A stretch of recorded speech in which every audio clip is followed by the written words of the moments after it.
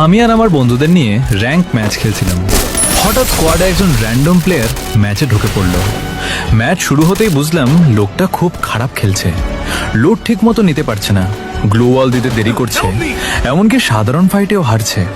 আমার এক বন্ধু বলল, ভাই এই লোকটা কি নতুন নাকি? আরেকজন হাসতে হাসতে বলল, 2026 সালে এসেও এমন খেলে কেউ? আমরাও মজা করতে শুরু করলাম। লোকটা কিছু বলছিল না। ম্যাচের মাঝখানে সে নক খেয়ে গেল। আমার বন্ধু বলল, ভাই আপনাকে ক্যারি করতে করতে তো ক্লান্ত হয়ে গেলাম।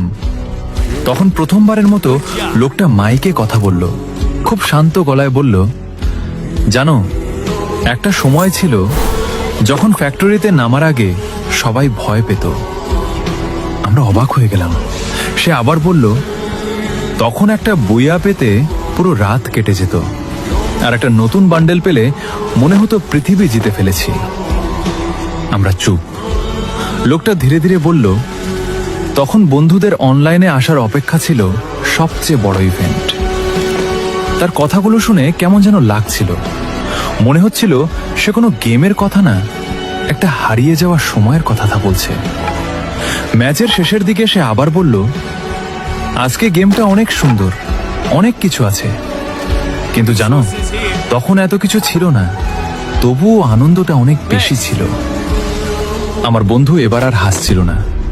লোকটা হালকা হেসে বলল, হয়তো আমার হাত আগের মতো নেই, তাই ভালো খেলতে পারি না, কিন্তু এই ম্যাপে হাঁটলেই অনেক পুরনো মুখ মনে পড়ে যায়। হঠাৎ পুরো স্কোয়াড নীরব হয়ে গেল।